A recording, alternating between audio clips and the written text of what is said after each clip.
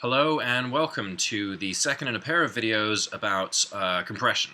And in this one we're getting deeper into compression, and we're specifically looking at sidechain compression and what it can do and what it's for and all the rest. So basically in the previous tutorial we went over the basics of compression, how they work, we covered the various controls. So if you haven't watched that yet, I suggest you click on this link and watch it if you're not familiar with compression. If you are, then keep watching.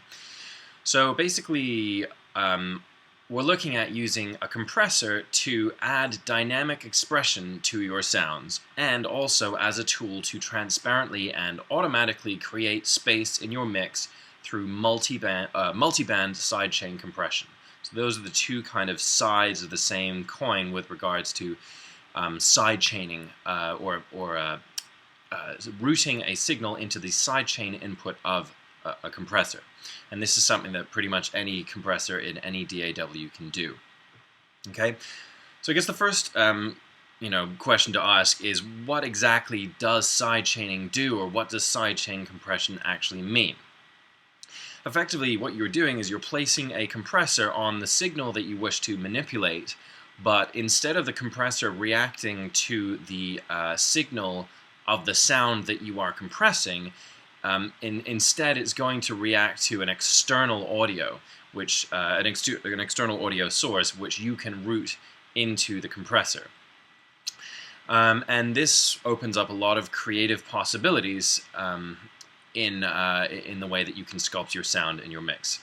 And remember also that when I refer to sidechaining, sidechaining is just the ability to route audio into a sort of a virtual input of a particular effect. And there are lots of other effects that aren't compressors that also accept sidechain inputs, such as noise gates and vocoders, and a lot of your synthesizers will be able to accept an external audio source to manipulate or to affect.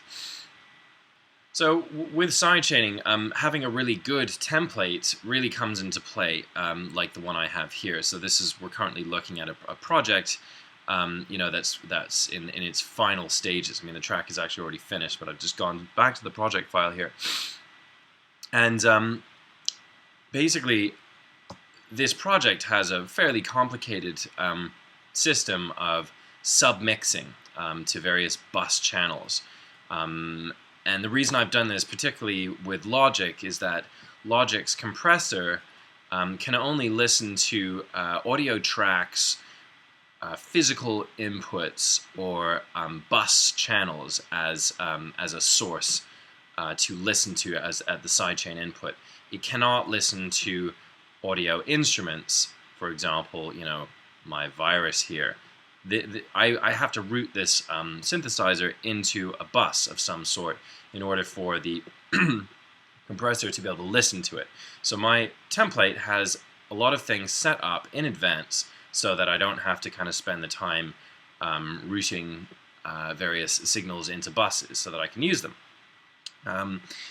And in particular, I also have a set of dummy keying channels. These are basically 4 simple synthesizers that don't actually have any audible output. They route to buses, but those buses don't actually have any output. But they receive audio into them, and my compressors can listen to this bus and use that as a key for the compressor to react to. Okay, so let's start with a super duper simple example. For the benefit of anyone that's never done any sidechain compression before. Again, yeah, so basically I have a super simple kick and bass line, and it just sounds like this.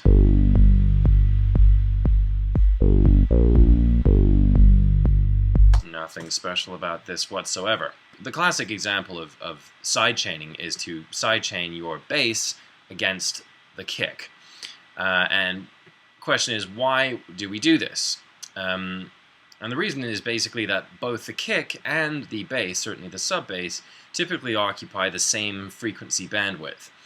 And if you have both of them occupying the mix together at the same time, you're going to lose clarity in your low end. You'll have a confused, muddied low end, especially if the kick is not tuned properly. In other words, especially if the kick is not in key with the rest of your track, and this is something that I'll probably cover in a different tutorial.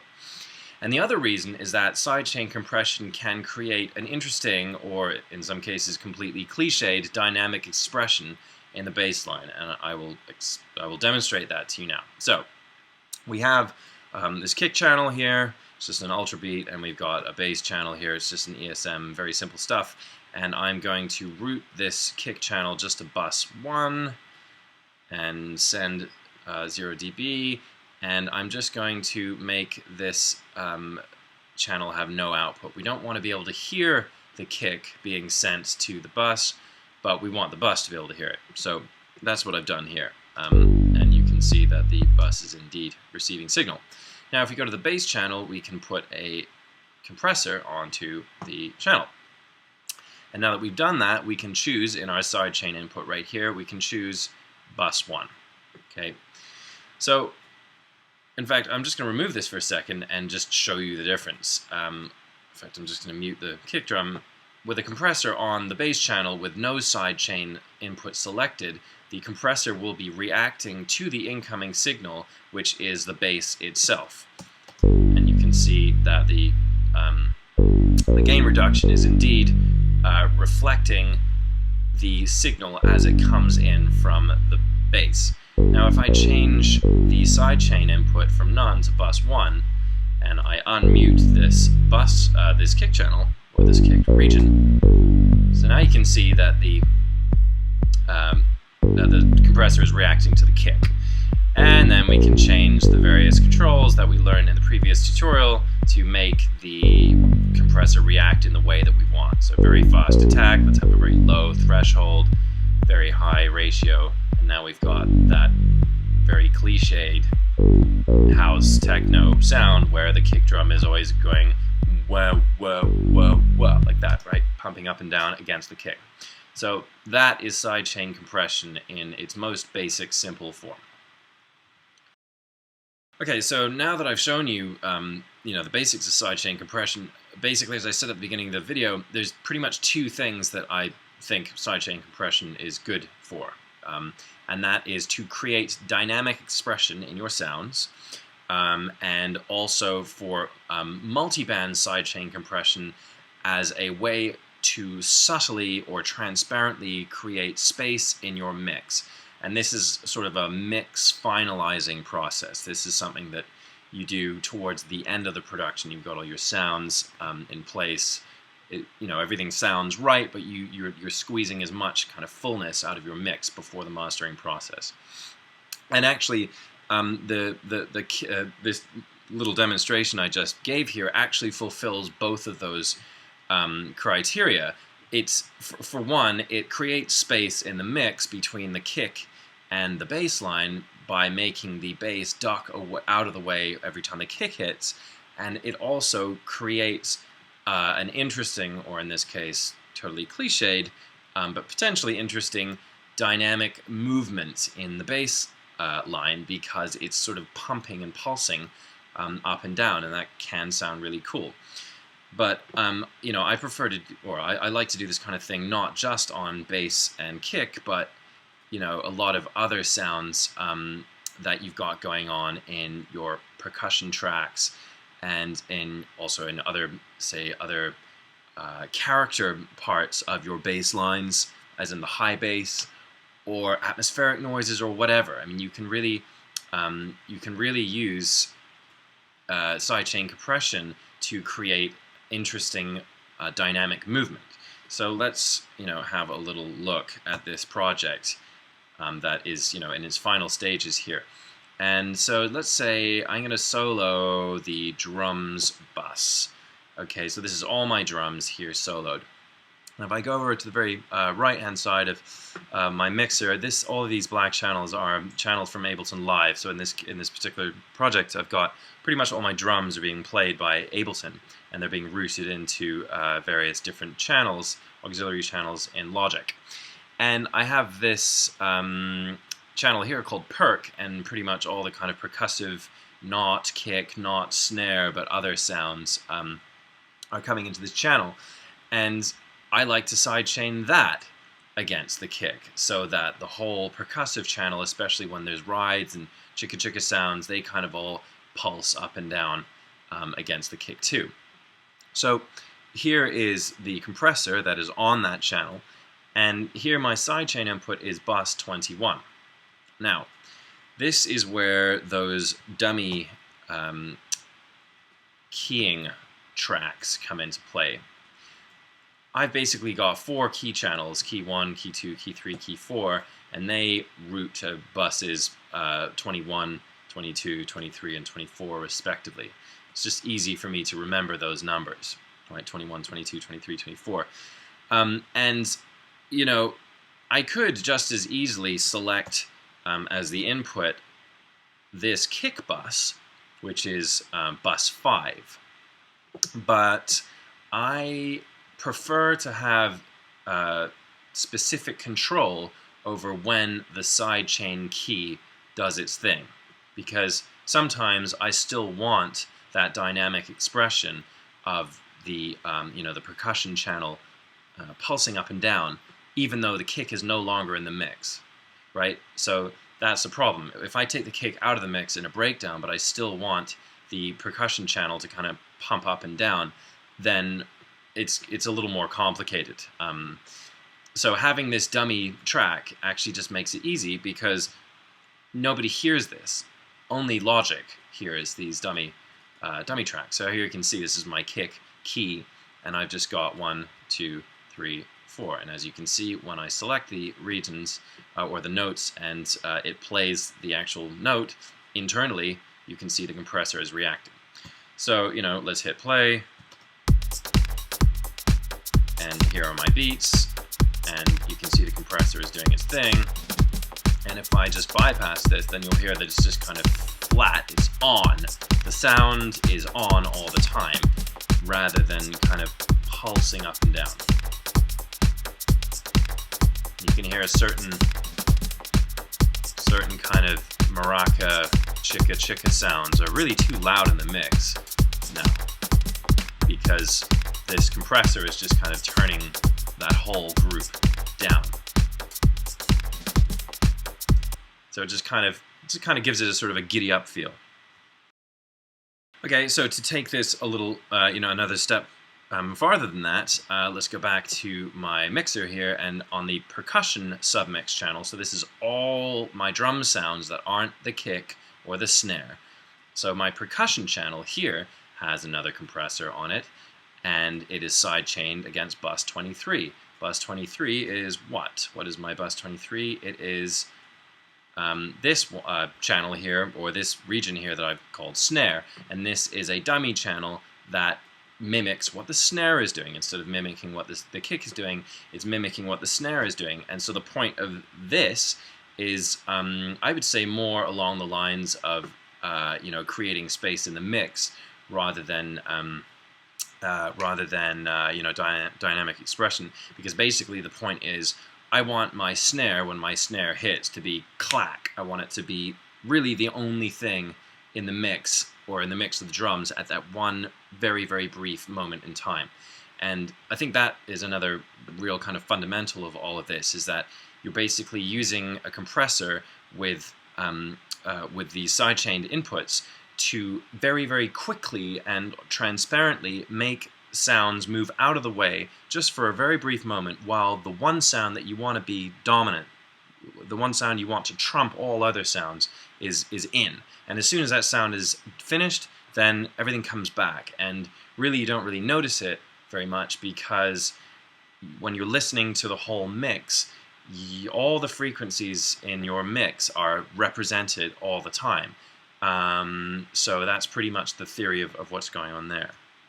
So again, hit play, and you don't really notice it, but let's turn this off and see what happens. And it's very, very subtle. But sidechaining against the snare is actually, pretty useful, especially when you get a little deeper into multi-band sidechain compression. And I guess that's sort of the next area we can move into here. Is so I've shown you how you can use dummy tracks to create these little patterns that your compressors respond to. But in the mixing process, which goes on in the production process, for me anyway, you'll have to check another tutorial I've done about setting up bus routings for your submixes. But I've got drums, bass, melody, and atmospheric as my 4 final submixes. And sort of before those submixes, I have split the bandwidth of those submixes into 3 bands: low, mid, and high. Low, mid, and high. So that's low, mid, and high for my drums, which are colored green. Low, mid, and high for my bass, which is colored blue. Low, mid, high for melody, and low, mid, high for atmospherics, right? So when you start getting into this kind of thing, then you can go even deeper with the whole transparently making certain bandwidths get out of the way very briefly in order for certain sounds to take priority in the mix. And okay, let's go back to the original concept of basically your kick drum trumping the low end of your bass. So obviously you can sidechain your actual bass instrument against the kick drum, but what you can also do is you can sidechain the low end of all of your bass sounds. And often in bass music, modern electronic music, quote unquote bass music, there's a lot of it's basically harmonically quite dense. Your bass lines are very harmonically dense often. There's a lot of mid to high frequency content, and you don't necessarily want the mid-range of the bass to be ducking against your kick, but you do want the low lows to be ducking against your kick. Well, this is how you do it, by using multi-band sidechain compression. Here are the 3 bandwidths of my entire bass group being split up into low, mid, and high. And with low here, here's my EQ cutting off everything above 120 hertz, whatever it is. But the compressor, which is on that, is indeed being keyed to bus 21, which is the dummy keying channel for the kick. So what this means is that just the low lows of the bass are being sidechain compressed against the kick. What's going on in the mid-range? Well, mid-range equally is being sidechained against the snare. So basically, the kick drum trumps the low lows of the bass, and the snare drum trumps the mid-range of the bass, right? And equally, if we go over to the melodic side of things, let's have a look here. Melody mid, what have I going on here? Same. Bus 23, which is the snare, which is again the dummy track for the snare, for keying against this, for mimicking the snare. The mid-range of all the melodic sounds are being keyed against the snare. Let's see if we can just solo. I'm going to solo the melodic bus. Let's just get into a particular part of the track where there's a lot of content in the melody. I think here should probably be good. Okay, so there's a fair bit going on. We've got a vocal, we've got a kind of a blippy, arpeggiated sound, and we've got another kind of lead synth. And just get our mixer up here. And secrets would be mine. I'd put you on a movie reel. Sounds not right. I wish I were a Warhol silk screen. Nope, still not right. I wish I were a Warhol silk screen. Sketchy computer. Right. So here we're listening to just the melodic sounds right now. And why don't I just solo the snare bus as well? Actually, unfortunately, I have to mute other things and secrets with the drums.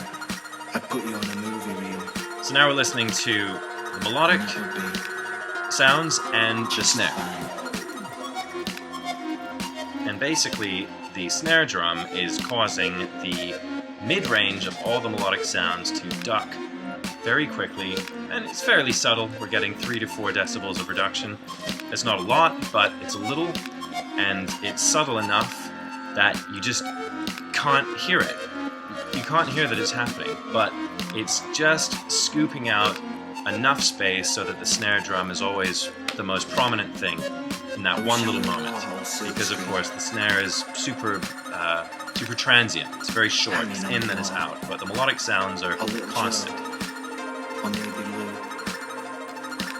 So I mean, with a bypass, you can't really hear it. But I'm pretty convinced that on aggregate and in combination, when you do this across the entire mix, across various different sections of your mix or different bandwidths of your mix, you have a kind of a cumulative effect.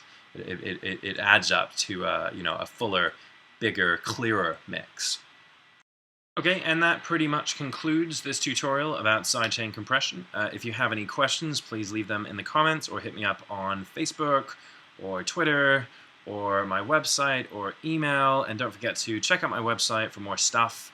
And there's lots of free music and all that. And I hope you found this very useful. And yeah, keep rocking.